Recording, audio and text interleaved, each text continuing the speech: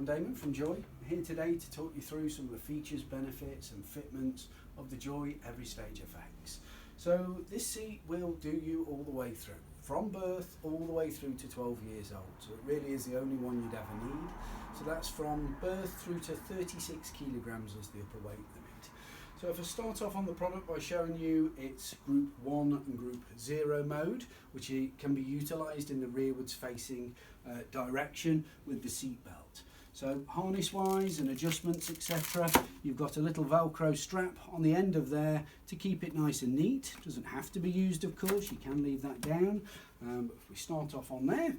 Now for rearward facing mode we will always utilise the blue markings. So we have two positions available to us, so we align the arrow with either position 5 or position 6.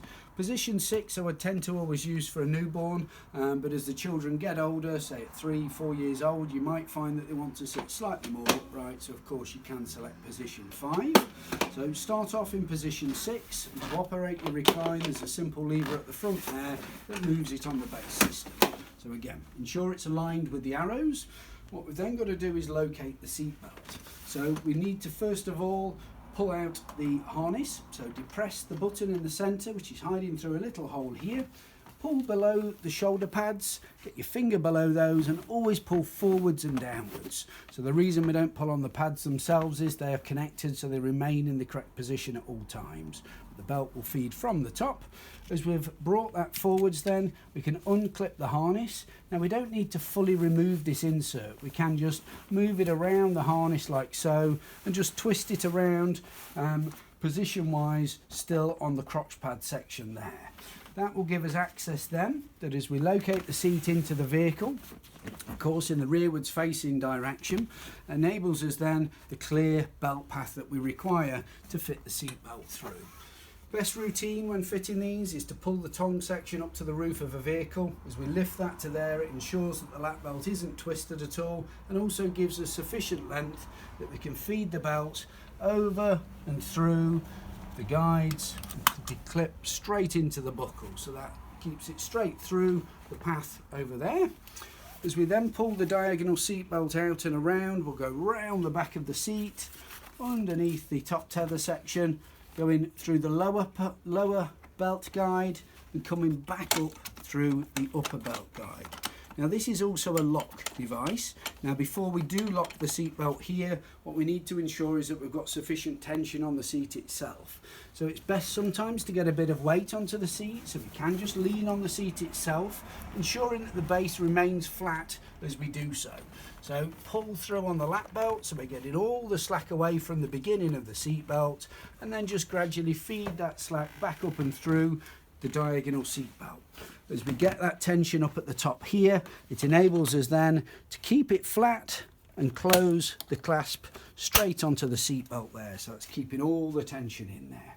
Now, as we look at the beginning of the seat, this is the important section here. If it's tight enough here, you can hear the noise there, we can flick it and make a tune, whatever tune you want to play. But if that bit's tight, we know then the rest of the seat belt around the seat is also perfectly tight. So that's very important check. Also, pop out your side impact protection. It's only needed on the door side. You can pop them both out if you like them symmetrical, but it's more important on the door side itself. Now, once we've got the seat installed like so, we can then look at getting it ready for the child again. So again, we can just twist that around, positioning wise, then move the harness. So we've got the harness, so that's then around the actual insert itself, like so. Now ready for use. Get the tongs back up. Make sure that we've got no twists in there, so we can make sure we've got that through, like so. And that's now of course ready for a newborn child to pop straight in there. Loading the child, always make the harness nice and long, and we can move those out of the way like so, thus, so that we're ready to load the child in and out of the vehicle. If we are struggling with space, depending on the vehicle and the height here, a little tip, we can actually tuck that underneath there temporarily, so we can do that while we're loading the child into the actual seat itself.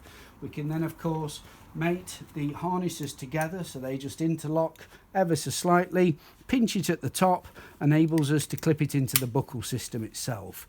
As we've clipped it in, key importance is ensuring we've got the slack away from the lap belt area and jeans or whatever clothing they're wearing. So pulling up here, and then we can pull on the harness section. Always pull this straight, so as we pull that straight, it keeps the least amount of resistance on the strap system itself. If we are struggling to get the tension at any point, you can always rest on the seat to pull to get a bit of extra leverage. But what we're looking for is 2 fingers flat on top of the child's shoulders and only be able to wiggle slightly. If we can lift and make a loop, it's not tight enough. If we can't get them under, it's a little bit too tight, but much better to be too tight than too loose.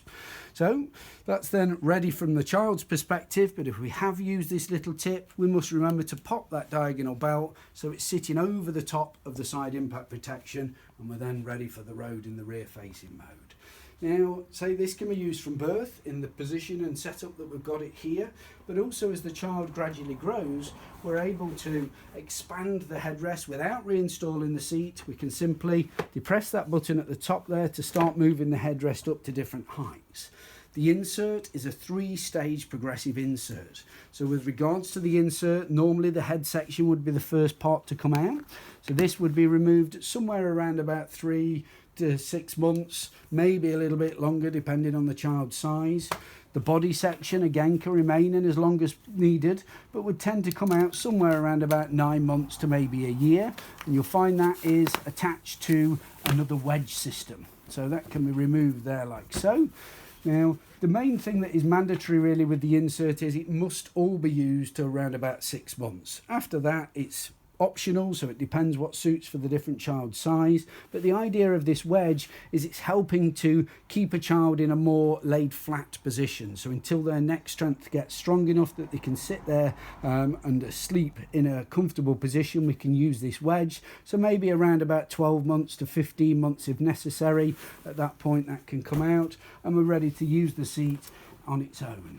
The top section will fold down dependent on the height position we've got to keep the most maximum amount of comfort for the child, and of course continue to grow as that child does as well.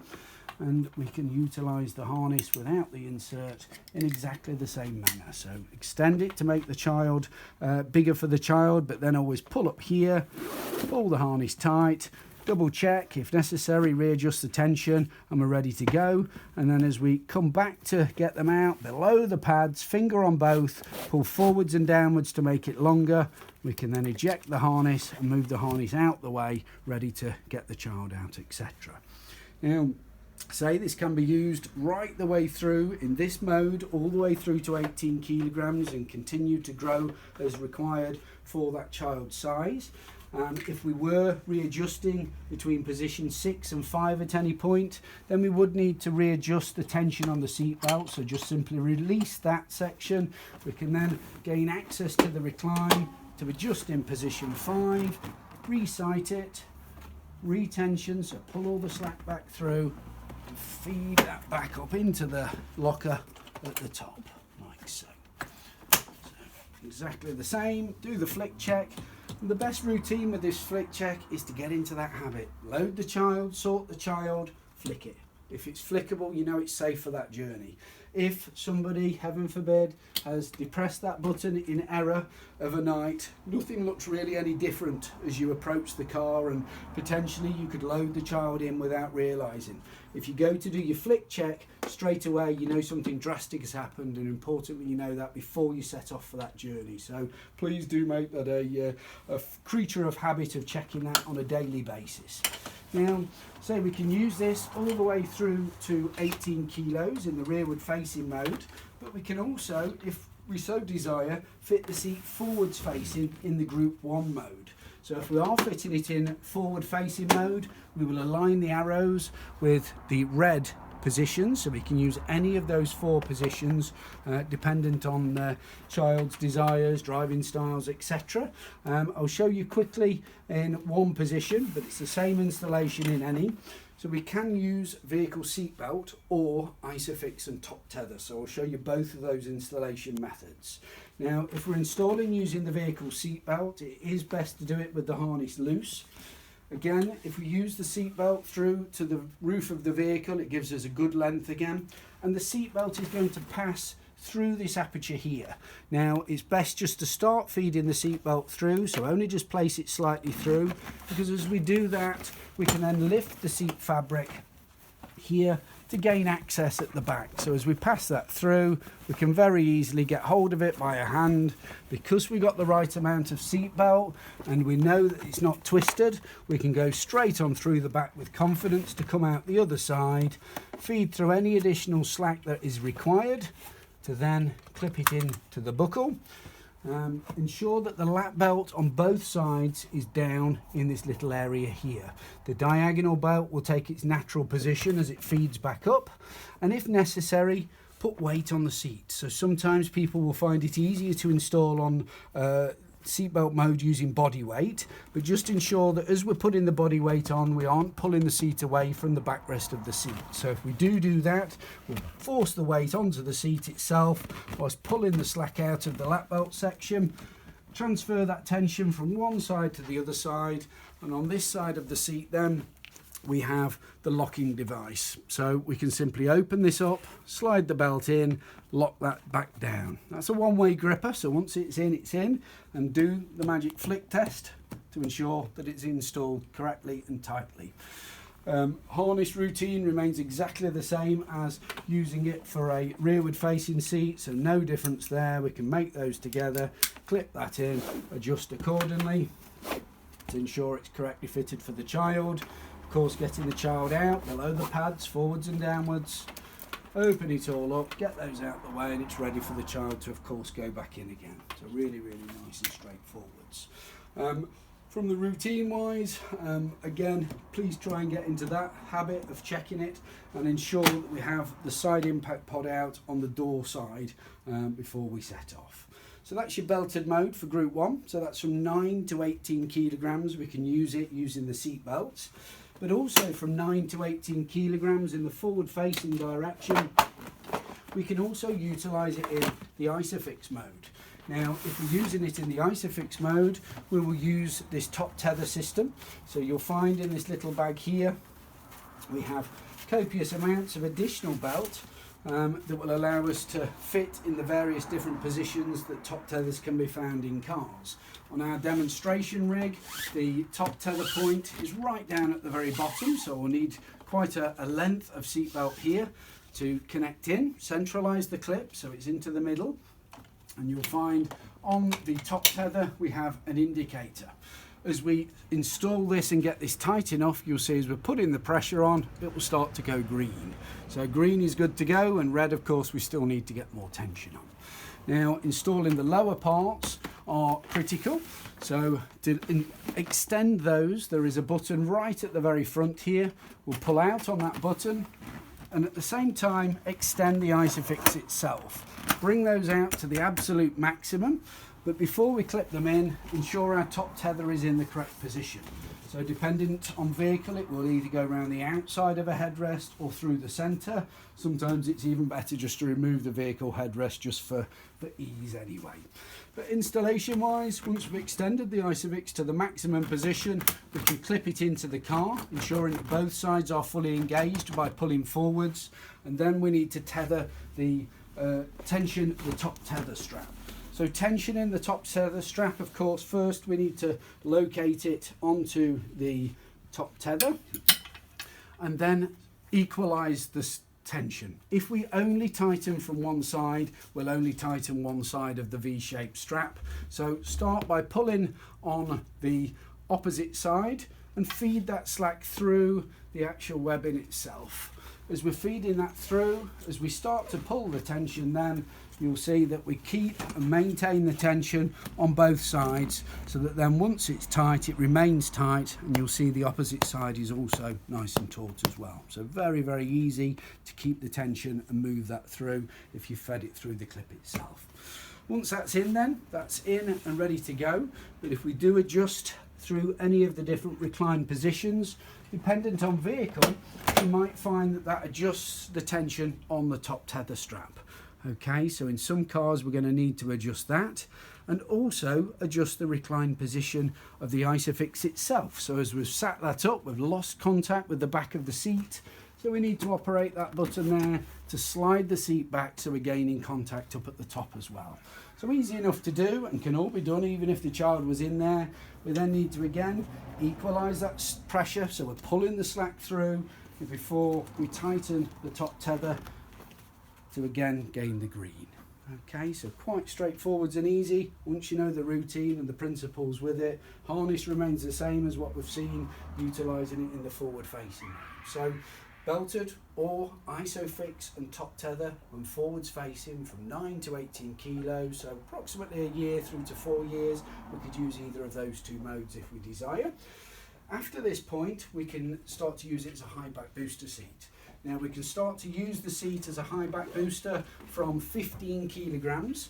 Ideally try and keep the children in the harness driven element until at least 18 kilos if possible, but anywhere from 15 we have got that as an option to then start to use it then forwards facing.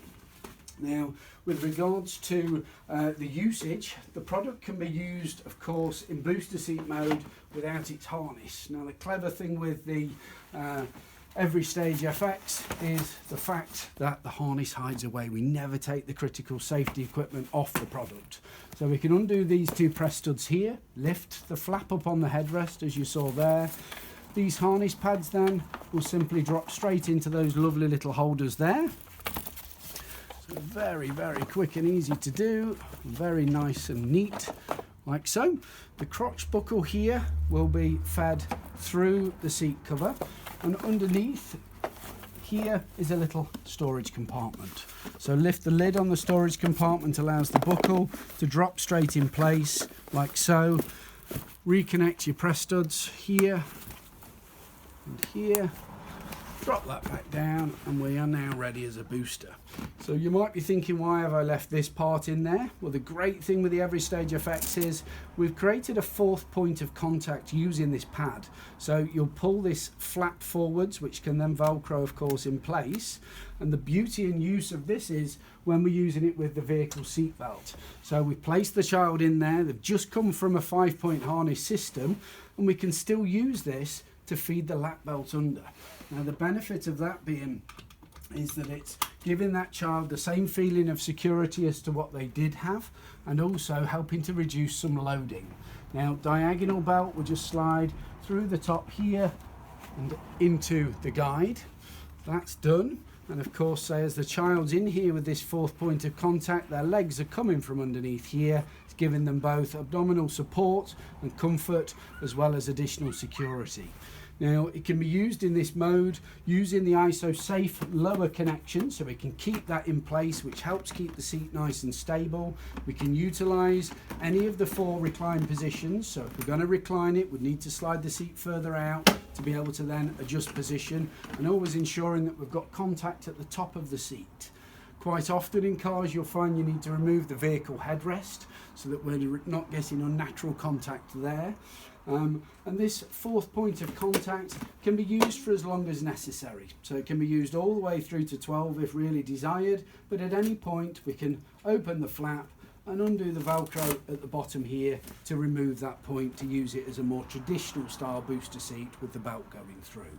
So as we feed the belts through, we need to ensure as the child's in that the lap belts are down in this little trough area, and the diagonal belt is also coming from that point, which will ensure as to whatever height the child is, the belt is always guided through the centre of the chest and the side of the child's shoulder. Now, if we are using the Everystage FX without the lower ISOFIX connections in place, so simply eject those, no problem.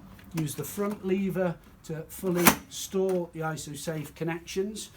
Once we've done that, we'll just of course use the vehicle seat belt as the primary method of attachment. So we would be attaching both the seat and the child in using the vehicle seat belt, like so. Hey presto, again adjust all the belt to the correct positions as the child grows and moves. You'll see we have width expansion on the product, so as we go through from lower positions, as the child's shoulders gradually grow in width, so does the seat, so it does grow with the child really comfortably and easily. And importantly here is, if we're using any booster seat, whether it's this one or another, and we haven't got ISOFIX connections, when we drop a child off at school or wherever we've gone, we would tend to just do that to get the child out. If we leave it like this in the vehicle, this becomes the most dangerous thing in the car, because in the event of a collision, this whole seat will break forwards and cause potential injuries to others in the vehicle. So if we are not using the ISOFIX connection, remember as we drop the child off at school, just to drop the seatbelt back over it to keep the other adults in the vehicle nice and safe when there's no child in there. Okay, so thank you for listening today. Hopefully that's been a help. If you do need any further assistance, then please let us know and we'll be glad to help. Thank you very much.